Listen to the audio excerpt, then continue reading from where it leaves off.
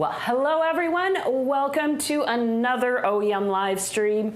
I am thrilled to be here. I'm Anna Olson, your host and pastry chef, and I am happy to share an exciting recipe with you, a Dutch baby pancake.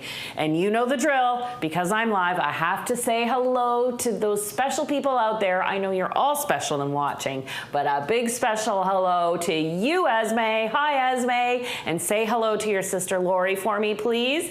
And at the same time, I have to say hello to Gigi. We've got Bonnie and Bill watching, Mary Beth and Peter. Hope you're doing well. Suzanne, I know you're tuning in all the time. Kathy, you'll be tuning in later. But let's get cooking. So this live stream is real time. I am going to make the Dutch baby pancake. Bake it live time. I'll be making a bonus recipe, my strawberry rhubarb compote, while it bakes, and that will give us time to take an appropriate break to do some Q&A. So bank those baking questions you have, and I see you're joining me from all over the world. I'm thrilled to see you. If you're baking along with me, yes, indeed you can. Hopefully you have preheated your oven because you have to set it to 450 degrees Fahrenheit. That's right. And then the next thing you do is take a heavy bottom skillet. It can be a regular cast iron skillet. This happens to be enamel, but any cast iron skillet will do. And you have to preheat your pan because that's really going to help this souffle pancake to do just that, to souffle. Oh yes, that is definitely a hot oven, and that's the humming sound you hear. Now, the batter for making a Dutch baby is super easy, which is why I think it is so popular as a breakfast or brunch item, because you can whip up the batter in no time. It's like making a crepe batter, and then you pop it into the oven, bake it. The trick is you have to have everyone around and ready to eat. No little sleepy heads coming downstairs late, because when that souffle pancake comes out of the oven, that's when you enjoy it. So the first thing I have to do, I love this recipe. It really, once you've made this once or twice, you're not even going to have to come back to this video, even though I want you to come back to the video to review it. You will just have it by heart. Just a tiny amount of flour and just a little bit of sugar. So this Dutch baby is on the sweet side. I have seen recipes for savory ones that include bacon or cheese, or you can put some green onion on there, but I'm going more for the fruit-friendly side. I like to add a little bit of orange zest to my batter. I love the smell of it baking. That orange aroma just wakes up, and it's just so morning brunchy delicious. Of course, you can leave it out, or as you can see, I have a bowl of lemons. You could replace it with lemon just as easily, but it's not going to compromise the recipe at all if you leave it out. I'll grab a whisk and also just a pinch of salt, fine salt. And if you've watched my videos before, you know I like to add my citrus zest as early as I can to a recipe. That way I can draw out the oils and aroma to even out that citrus flavor and keep that citrus zest from being too sharp or bitter when you bite into it. Okay, now the next addition, half and half cream. So this is 10% cream. If you don't have 10% cream, you can play with part milk and add a little bit of double cream or whipping cream. Depending where you're from, it has a different name. You're just trying to create a richer, it's lighter than whipping cream, but richer than just 2% milk. So in that goes. And I'll give this a nice little whisk. And really, what is behind any souffle for that matter, but this souffle pancake in particular, is eggs. Now, a traditional souffle, you separate your eggs, you whip your egg whites, and then you bake it, and that's what gives your souffle lift. In this case, we're relying just simply on eggs. But if you've ever made a Yorkshire pudding, or if you've ever made choux paste, the paste behind making eclairs or profiteroles, you know the power of even unwhipped eggs to add volume to a recipe is pretty incredible. I'm going to add a splash of vanilla, just a little bit. And as you know, the complete recipe is right below the screen, including the bonus strawberry rhubarb compote I'll be making soon enough. And now I'm going to give this a little whisk. It's great to see where you're all writing in where you're viewing from at different times of the day. I'm so grateful to all of you. The fact that we have no borders and we can talk to each other and share this love of baking, I think is absolutely fantastic. Because of that small bit of flour and that little bit of sugar, you'll find that this batter never develops lumps when you're whisking it, so long as you follow that order of ingredients as listed in the recipe and as I've added them. So you finish with your eggs and vanilla, and just make sure those eggs are well combined in your bowl. This is it. That's it. That's all there is behind this batter recipe. So if you're making this for, say, a group or breakfast, because you can get a good 6 servings out of this Dutch baby pancake, you can make the batter ahead of time and store it in the fridge. You can refrigerate it overnight, or you can make it an hour or 2 ahead of time and leave it sitting on the counter while you time everything. The one thing you can't mess with is the time when the Dutch baby goes in the oven. I always forget to add the butter. Even when I'm making this at home, Michael's laughing at me because I do it every time, and I go to put the pancake in the oven and then I see the pot of butter on the stove. So back to the recipe. Did any of you catch that from the recipe and what I was doing? 2 tablespoons of melted butter. And I add that right at the very end, just so the cool ingredients don't set up the butter. So if you're making your batter ahead of time, a day ahead of time, add the melted butter, leave it out until you're ready to put the Dutch baby in the oven. So I'm gonna set this aside and just give my little area wipe. There we go. And now I'm going to get that hot, hot, hot cast iron skillet from the oven.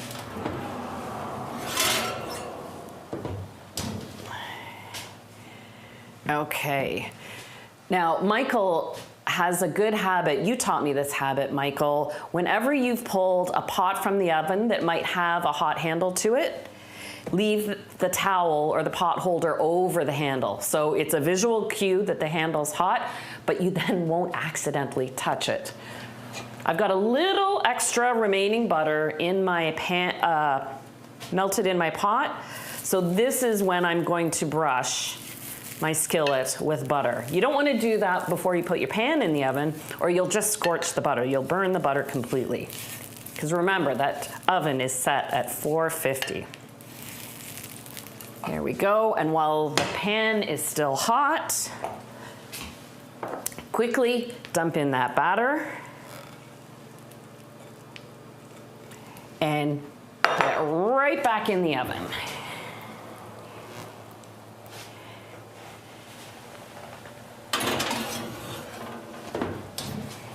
And I'm gonna set my timer for 10 minutes, just so I can take a look at it. It's not delicate or sensitive the way a soufflé is. I don't want to be opening and closing the oven door too much if I can avoid it. But the Dutch baby pancake only takes 15 to 18 minutes. It really does depend on your oven. I don't get the super duper convection roasting fan going because that just amplifies the heat too much, blows the soufflé pancake around. It may be lopsided and it can brown the top before the bottom has had a chance to cook. So a low fan or no fan at all is best for this.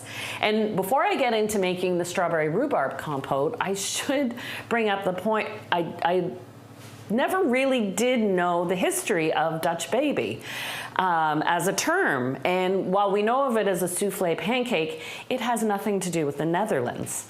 It's an Americanization of the word for Germany or German, which is Deutsch. And so it's a European style of soufflé pancake, but its roots and the actual name of Dutch baby is American. So, little tidbit of information. I wish I could have say I knew that for years. I've known that for all of 12 and a half minutes. So now on to something I do know lots about.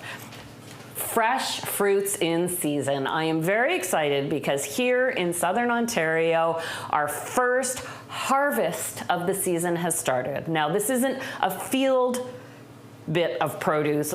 It is hothouse still, but it means that the field version of fresh rhubarb is around the corner. This is hothouse rhubarb, which I can tell because it's got the very light, pale color leaves to it. You still buy them in the whole stalks.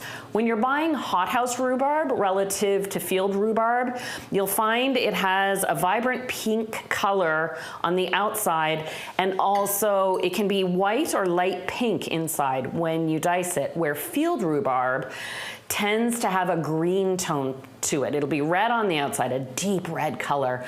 And then when you cut into it, it's actually green colored. So that is the difference. The tartness is there, the flavor is there. I find hothouse rhubarb is very tender, where if you let field rhubarb stalks grow really long, they can get tough and develop strings, and you actually want to peel the outside of some of those tough strings because they won't cook down after a while. You've got the full recipe for the compote here, and it's equal parts rhubarb and strawberries. You could, of course, just make this a straight rhubarb compote if you want. Oh, just a tip, because there was someone early on in the chat thread. The leaves are not edible. Do not eat these at all. Trim them, just trim away, make sure you don't get any green. And then I trimmed this rough stem end at the same time and discard those. You can't use them for anything else. But to make a compote is sort of a catch-all term for a cooked fruit sauce. Kind of the way the word preserve is a blanket term for anything in that sort of jam, jelly, marmalade world, but without being specific, because a jelly has to be clear, a jam has to have a certain amount of fruit and natural pectin, but a compote is the cooked fruit. You don't have to put spirits or anything in it, and because I'm serving this soufflé pancake as a breakfast or lighter item, I put as little added sugar as I can. I want the fruit to do what it does best and deliver sweetness and flavor, but of course we know rhubarb is super tart. So this is why I think strawberries and rhubarb go so beautifully together, because cooked strawberries on their own are not ideal. They're delicious in jam, but when you bake strawberries into, say, a muffin or a cake, they kind of lose their character. They're very squishy and too watery to have a substantial flavor. But when you've got a partner like tart, tangy rhubarb, wow, it's really something special. I simply add a little bit of granulated sugar, 1/3 of a cup, but I add 1/4 cup of maple syrup. So this gives the compote a nice glossiness and a beautiful spring flavor, because let's be honest, okay, before the rhubarb started, which by the way, rhubarb is not a fruit, it's a vegetable. But before the rhubarb happened, around here, the maple syrup was the first, I guess, technical harvest, and that happened a good month ago. I'll pop this on the stove. It's up to you if you want to add a little bit of vanilla. I like vanilla and rhubarb together. I also like spices like cardamom and cinnamon, but in small amounts. I don't want to overwhelm the rhubarb. So I'm going to pop this over medium heat, and I'll give it a stir now and again, let it bubble away. The rhubarb lets off tons of water and it will break down. It'll turn into sort of strings, but you'll get that pink color between the rhubarb and the strawberry, and it will be absolutely beautiful. Let's see, where are we? I've got 4 minutes before I'm going to check my Dutch baby. Should I take a look at it now? I'm not gonna open the oven. I'll knock on the door to turn on the light. I don't know, can you see it, Michael? I can't, but the camera can't. Oh, camera can't reach that far. Oh, we need Dutch baby cam. It's come outside of the pan this much. So why don't I take these few minutes and let's do a little baking Q&A. I wanted to really set aside some devoted time to get your questions. That way I could focus on the recipe while I was baking, but now this is your time. So please, I'll try and keep up with you, but I'm looking for any baking questions. It can be about this recipe, or it can be about my other recipes that are right here on the Oh Yum channel. Wow, we've gotten people from Egypt and Pakistan, Minnesota, and or not fans from Minnesota, US, and we've got people writing from everywhere. Okay, Danielle is asking a good question. Does the skillet have to be a cast iron skillet? It doesn't have to be cast iron, but it does have to be a heavy bottomed oven-proof pan. If you've got a baking dish that can handle the heat, I would recommend, actually, I wouldn't put a ceramic baking dish in a 450 degree oven, but even a metal rectangle pan or square pan would actually work. You would get the lift off from the sides for the pancake and the space in the middle to put your compote or fresh fruit. So I hope that answers your question, Danielle. Okay, Sanskriti is asking for egg and vegan adaptations of this recipe. I can't give you a one-to-one substitution without testing the recipe out, because my suspicion is I would have to play with the proportions a fair bit. So noted that you are interested in a vegan version of this style of recipe. My concern would be getting the right soufflé activity without adding eggs at all. But Marion, you asked the question, can you use gluten-free flour? 100% yes, because it's the eggs that are really at the heart of getting the lift in this recipe, and that volume of wheat flour is so small that you could easily replace it with your favorite baking blend. An almond flour would work well, or as you suggested, a brown rice flour would work just fine because it would absorb the moisture from the cream. Now Rosanna's asking, can you use a Dutch oven? Well, I think you could. It's got the higher sides, so it might lift up and keep hugging the sides of your Dutch oven. I'm not sure what would happen to the center, but just like you do, if there anyone here who makes uses a Dutch oven to make sourdough bread or really nice crusty bread, the idea is you create an oven within an oven. So you take your Dutch oven with the lid on, you heat that while your bread is rising, and then just as I did with the batter for this soufflé pancake, you put the bread in and you get that extra kick of heat there. And so the idea is the same. So I think a Dutch oven would work just fine. Zenaida, good question. Rhubarb is not available everywhere, and you could certainly do a mixed berry compote, and I would add a little extra lemon juice to replace the tartness that rhubarb brings to the table, but a combination of raspberries, and if you want to bulk it up and not, because berries cook down from this volume to this volume, you could add a single apple and peel it and dice it about the same size as I had diced my rhubarb, and then that gives you something for the berry juices to soak into, and you don't lose all the volume because berries do cook down. So now I'm gonna take a little peek. Oh, we're getting some nice browning, and I've got to lift it. I don't want to compromise it, but can I give you a quick peek? I've got at least 2-3 more minutes. Look at that, oh my gosh. Can you see it? No. Haha. Okay, back in. I can tell it's not quite ready yet. Let's give it 2 minutes, because I've got a nice browning on the edges, but you actually want more of an even browning across the whole surface. You will see beautiful yellow, softer pockets, but it can use a few more minutes. That 15 to 18 minute window really is It really is. Just, you know your oven. Keep an eye on it. And that's why I say in the recipe, pull up a stool because it is fun to watch. If you can sit there with your phone. And Michael's really liking the aroma. Is it the strawberries you smell or the? It's the Dutch baby. It is the Dutch baby. Okay. Well, I'm going to give this a little stir. And let me come back to you in your questions for just a second. There we go. This is just starting to simmer.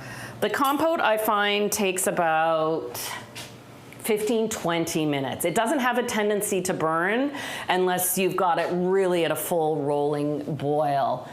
Oh, I'm glad, Trina, that you like these pancakes. And oh, I'm missing, oh, there was a question that just disappeared, but Uzma, hey, nice, welcome back. I recognize your name. Can you use Nordic ware pans? Yes, I do believe they are aluminum, so when you're pouring, make sure they get nice and hot and work quickly because aluminum heats up quickly. It also cools down quickly. So when you pull it out of the oven to baste it and pour in the batter, you just have to be ready and move pretty quick. Faria wants to see your expressions, Michael, when you're eating the Dutch baby pancake. Oh, and Sanskriti, you're asking about greasing pans for butter cakes and egg-based sponges. Very good question with two different answers. So if you're putting a butter-based cake in a pan, you want to grease your pan and then typically create a barrier, like a bit of flour. That was a fast 2 minutes. Okay, we're almost there. So let me finish answering that question. So you can dust the pan with flour. Parchment paper on the bottom is also a very good idea. Where sponge cakes, like a whipped sponge, like a Genoise, an angel food cake or chiffon, you do not want to grease the pan at all because you actually want the cake to stick and cling to the sides as the eggs rise up. It is Dutch baby time. Are you ready, Michael? I'm coming right to that pot holder. Oh, I can smell the rhubarb now. Whoa, look at that. And this is why you want everyone ready and around the table because you want to serve this within 5 minutes. Of course, it's piping hot right now, but now you've got this beautiful cavity to add a dusting of icing sugar. And this is meant to be very, very informal when you serve it. So no precious slices. I'm gonna get in there with a spoon and a knife.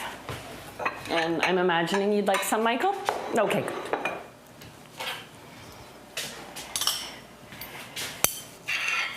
And it is delicate and fluffy.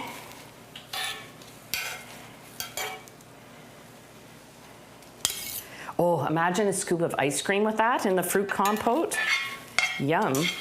I think we don't have any ice cream in the freezer, do we? Not a bit. You can tell we're coming out of winter.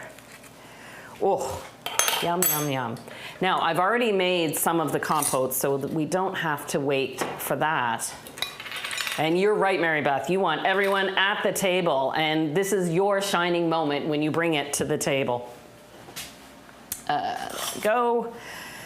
So the compote, because of the natural pectin in the strawberry seeds, it thickens up as it cools. So if it looks thin when it's warm, don't worry, it will set up. And as a reminder, this compote is not overly sweet. And I like a recipe like this. I do yogurt and granola all the time. So something like this to add to plain yogurt adds fruit without adding too much sugar and really rounds out the flavor.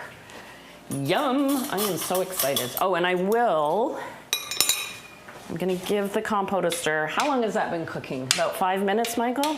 6 minutes? Steaming, yeah, 5 or 6. Yeah, so you can see, don't panic when you see the rhubarbs blanch out a little bit. It kind of releases its color, and the strawberries do too, and then as it continues to cook and soften, it reabsorbs the color and the juices, and these juices will cook down.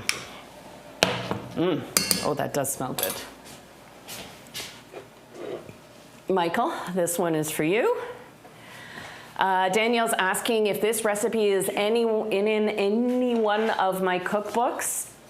I believe it is in Baking Day. I think that's where, because I have a whole breakfast chapter in that recipe. I do so much baking around breakfast. That's a good one. And hello.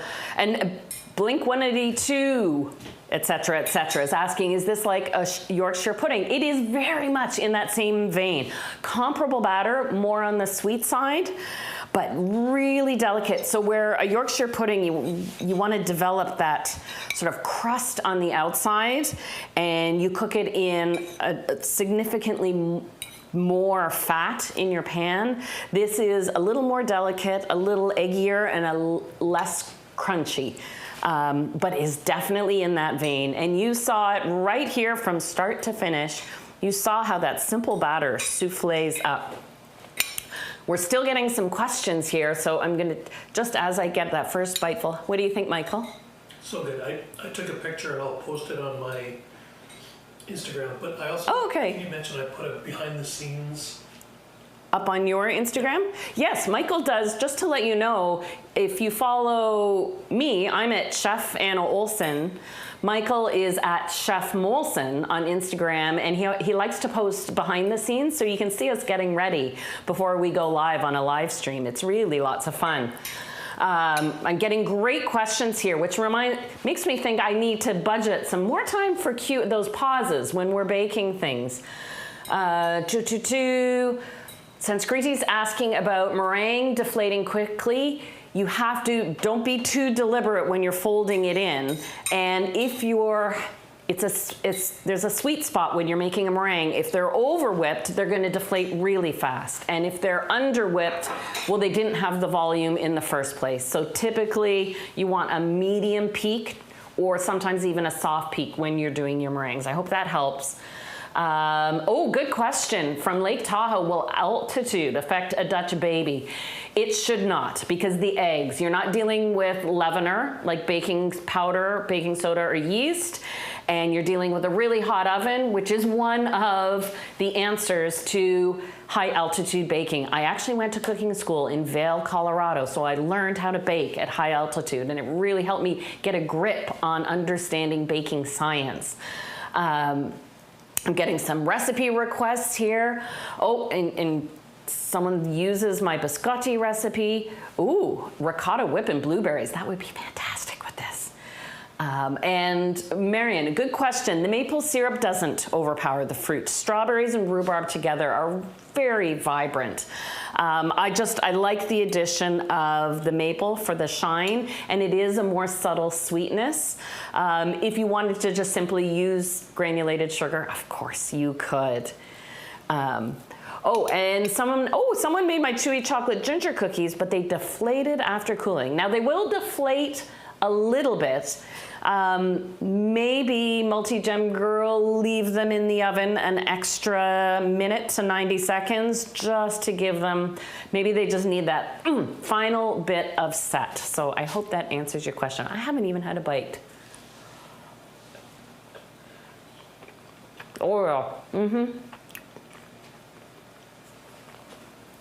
That's the ticket. Esme, if you're still watching, I'll make this for you the next time you come for a visit. And unfortunately, Bonnie, I've already warned you that this doesn't transport well. You gotta make it, you gotta eat it. So I already pre-delivered some treats to Bonnie, so you didn't feel left out. The usual Tuesday routine. I should let you know. So a new episode of Anna's Spring Favorites, my cannelé recipe, launched last Thursday. I have a new recipe launching, not this Thursday, a week. So the Spring Favorites episodes launch every 2 weeks, but we will be back in 2 weeks ourselves for another live stream. So we won't be gone for long, and I'll be back with some new and delicious baking adventures for you. I really hope you give this Dutch baby a try. It is worth it. You saw how simple it is. The thing you have to be careful about is just watch, because the pan is really hot. Enjoy, everyone. Have a great week.